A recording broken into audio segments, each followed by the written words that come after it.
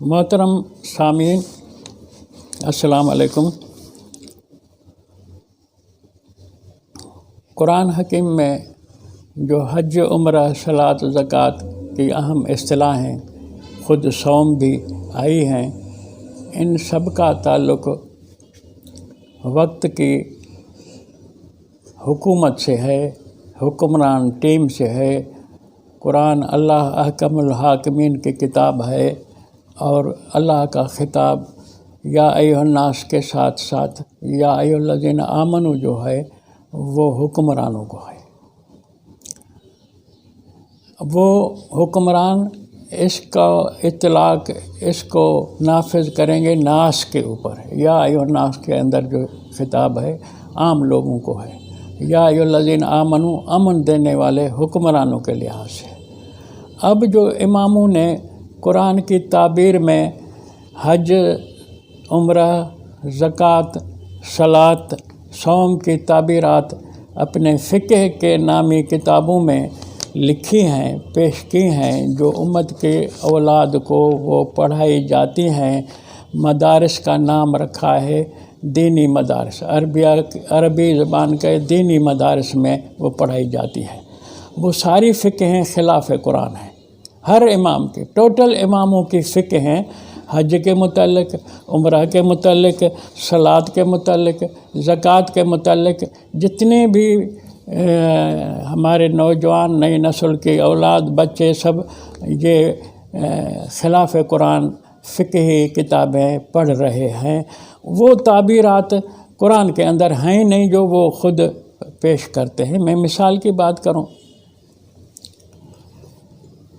जनाब इब्राहीम अलैहिस्सलाम को अल्लाह तबारक व तआला ने फरमाया इन्नी जाइलुका लिन्नास इमामा, तो दुनिया भर के लोगों के लिए कायद है, पेशवा है, इमाम है, लीडर है। और इब्राहीम को हुक्म हुआ कि वअज़्ज़िन फ़िन्नास बिल हज्ज यातूका रिजालन व अला कुल्लि ज़ामिरिन यातूना मिन कुल्लि फ़ज्जिन अमीक। लोगों को, नास को बुलाओ, अज़्ज़िन फ़िन्नास, लूटे हुए, कमज़ोर, जिनको लोगों ने यानी जिनका इस्तेहसाल क्या हो, जिनकी मेहनत का इस्तेहसाल क्या हो, जिनके घर उजाड़े हों, वो मज़लूम जिनको घर से बेघर क्या हो, दरबदर क्या हो, जिनका वतन छीना हो, जिनकी मिल्कियतें छीनी हों, उनको बुलाओ, आओ मेरे पास, तुम्हारे फरियाद पर ज़ालिमों से मैं तुमको बदला लेकर दूँ। अज़्ज़िन फ़िन्नास की माना ये है। तो वो आना इब्राहीम के पास, यातूका, काफ वाहिद मुज़क्कर मुखातब, तेरे पास आए। इब्राहीम हमेशा तो नहीं है, इब्राहीम तो एक दौर था, ज़माना था, ज़िंदा था, तो ये कुरान की बात उस दिन उस ज़माने में हुई। इब्राहीम की वफ़ात के बाद वो बात ख़त्म हो गई। फिर 2300 साल के बाद जो इब्राहीम ने दुआ मांगी थी अल्लाह से कि इस मक्के वालों के अंदर इनमें से कोई रसूल भेज जो युअल्लिमुहुमुल किताब वल हिकमह, किताब और हिकमत की तालीम दे, वो मोहम्मद अलैहिस्सलाम इब्राहीम का जानशीन ज़ात इंसान के लिए, जुमला इंसानों के लिए इब्राहीम की तरह कायद बना, पेशवा बना, लीडर बना, हुक्मरान बना। उसने फिर यही सिलसिला हज शुरू किया।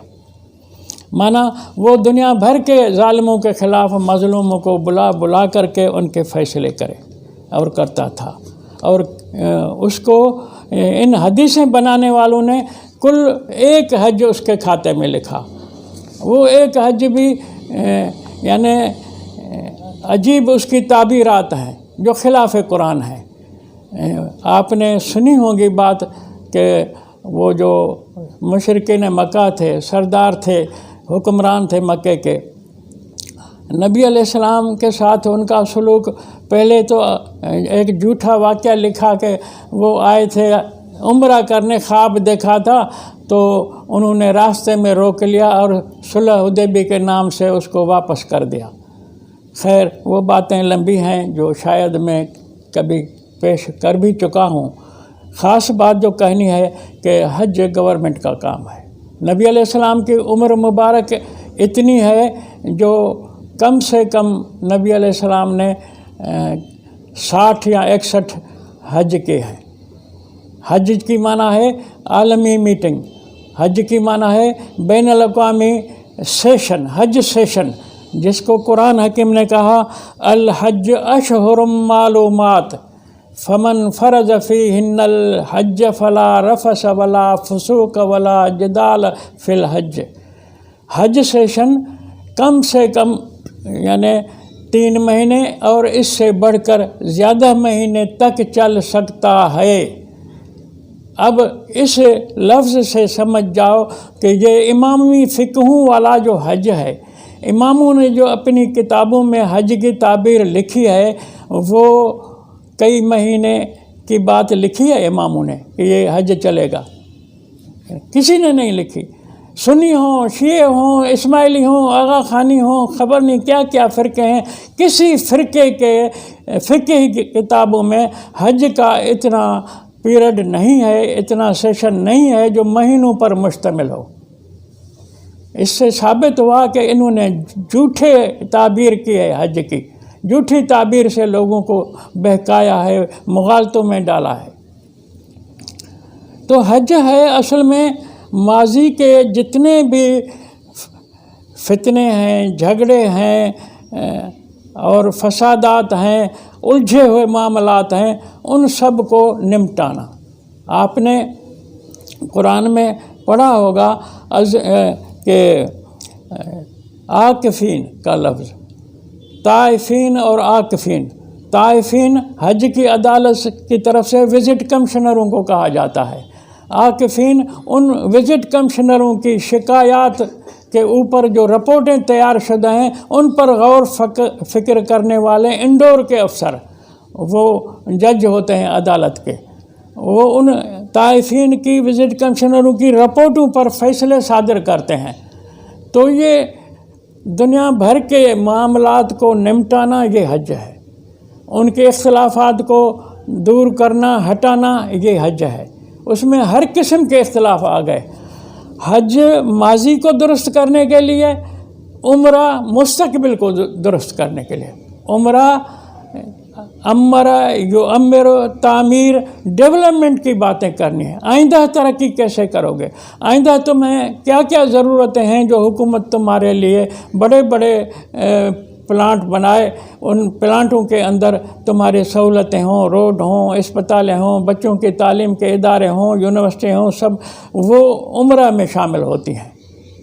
اور اس عمرہ کے حوالے سے بات ہوئی گویا مستقبل کی، حج کے حوالے سے ماضی کی، یہ گورنمنٹ کے کام ہے۔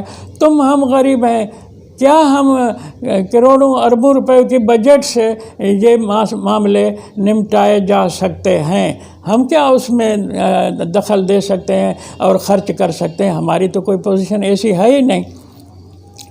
حج قرآن میں کل 10 بار اس کا لفظ استعمال ہوا ہے، عمرے کا کل 2 بار ہوا ہے، لیکن وہ حج کے ساتھ ہے، یعنی حج پر آؤ تو ماضی کے فیصلوں کے ساتھ مستقبل کے بھی فیصلے کر کے جاؤ۔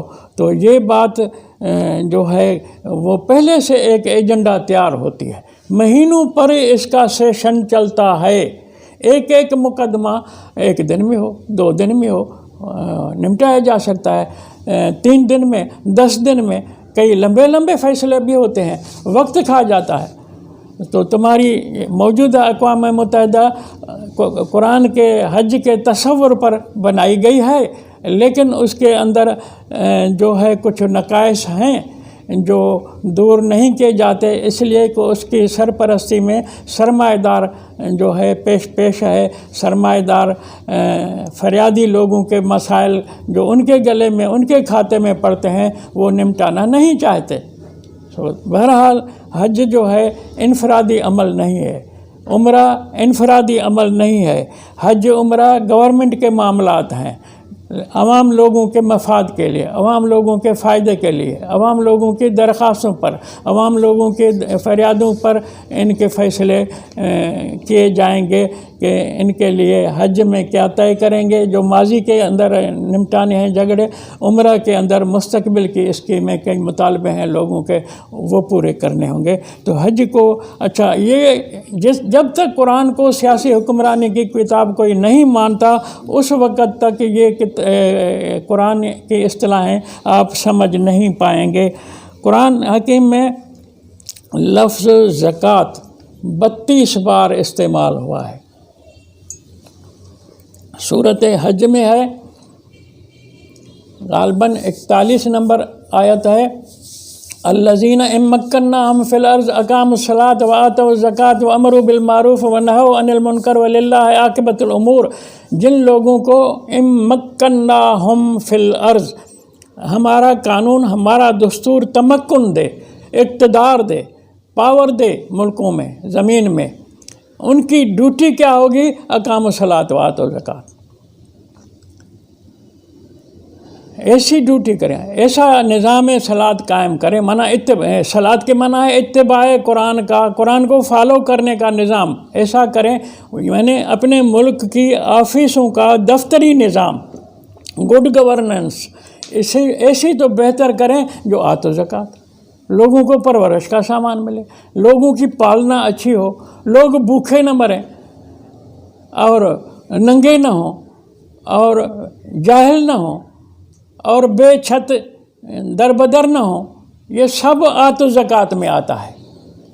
اب یہ معنی آت و زکوٰۃ کے کسی بھی امام کے فقہ میں لکھی ہوئی نہیں ہے۔ امامی فقہوں نے کہا ہے یہ سرمایہ داروں کے لیے فقہیں اماموں نے بنائی ہیں، کوئی بھی فرقے کا امام ہو، وہ ایجنٹ ہے اپنے اپنے زمانے کے حکومت کا، بھئی زکوٰۃ گورنمنٹ کو دینی ہے۔ قرآن نے لکھا ہے آتو زکوٰۃ، دو تم زکوٰۃ دو، منع سامان پرورش دو، اور وہ حکومت کو خطاب ہے، الذین ان مکناہم، گورنمنٹ کو خطاب ہے۔ تو ان اماموں نے حکومتوں کی چمچہ گیری کرتے کہا کہ لوگ اپنے جیب میں اگر سال سے زیادہ اس کے پاس نصاب پورا ہو، یعنی زکوٰۃ اس سے ادا کرے، وہ 52 روپے ہیں چاندی کے، یا اس سے کم و بیش کوئی دوسرا نصاب بنایا ہے، سال بھر اگر اس کے جیب میں اتنے پیسے رہتے ہوں تو اس کا 40واں حصہ بطور زکوٰۃ دے دے۔ اب کتنی تو حکومت کی چمچہ گیری کی کہ حکومت کا بوجھ پبلک کے گلے میں ڈال دیا کہ تم دیو، اور وہ بھی 40واں حصہ۔ قرآن کہتا ہے انفرادی ملکیت کے حوالے سے، قرآن کہتا ہے یسألونک ماذا ینفقون قل العفو، اے نبی تجھ سے پوچھتے ہیں کہ ہم نے کمایا ہے، اس کمائی سے کیا خرچ کرنا ہے ہم نے، قل العفو، اے نبی کہہ دو کہ بچت چیز تمہاری نہیں ہے، بچت چیز ساری خرچ کر دو، اپنی گھر کی، بچوں کی، خاندان کی، فیملی کی ضرورت کے مطابق اٹھاؤ، وہ تمہارا ہے، بچوں کو کھلاؤ پلاؤ، لباس دو، سب کچھ کرو، جو بچت ہے کمایا تم نے ہے لیکن خرچ کر ڈالو۔ تو قرآن تو ہر معاملے میں رہنمائی کر رہا ہے۔ اماموں نے 40واں حصہ دینے کے بعد باقی رکھنے کا فقہ تم کو دیا ہے، یہ گویا کہ سرمایہ داری کو بچانے کے لیے اماموں نے ایسا فقہ گھڑا ہے۔ تو یہ زکوٰۃ کے لفظ میں بھی جیسے صلاۃ میں انہوں نے معنی میں تحریف معنوی کی ہے، حج کی تحریف معنوی کی ہے، عمرہ کی تحریف معنوی کی ہے، آگے امر بالمعروف نہی عن المنکر، یہ لفظ بتا رہا ہے کہ قرآن حکمرانوں سے بات کر رہا ہے۔ یہ صورت حج کی آیت نمبر 41 میں امروا بالمعروف ونہوا عن المنکر وللہ عاقبۃ الامور، اقیموا الصلاۃ کرو، آتوا الزکوٰۃ کرو، امر بالمعروف کرو، نہی عن المنکر کہو، آگے تمہارے معاشرے کو اللہ درست کرے گا، اللہ کے حوالے ہے۔ اللہ کے یہ 4 شرط تم پورے کرو، امن ہو جائے گا، خوشحالی ہو جائے گی۔ لیکن تم نے ایسے نہیں کیا، تمہارے اماموں نے بگاڑا ہے سارے قرآن کے دیے ہوئے نظام کو، سسٹم کو، انہوں نے اپنا یعنی تعبیر اس میں گھڑا ہے اور داخل کیا ہے۔ یہ امامی مذاہب رد قرآن میں بنائے گئے ہیں، اور مسلمان جو اماموں کے پیروکار ہیں، یہ امام اعظم کا، یہ سیکنڈ امام کا، یہ تھرڈ امام کا، یہ فورتھ امام کا، خبر نہیں، امامی امام وہ سب منکرین قرآن ہیں۔ یہ امام لوگ منکرین قرآن ہیں، ورنہ ان اماموں کا ایسا فقہ لاؤ جو پہلے قرآن لکھیں اور پھر اس کی وہ تعبیر کریں، تو ہم ان کو قرآن کا، نبی کا پیروکار، رسول کا پیروکار مانیں۔ اگر نہیں لاتے تو پھر ان کے ایمان پر بحث کیا جائے کہ یہ ہیں کون۔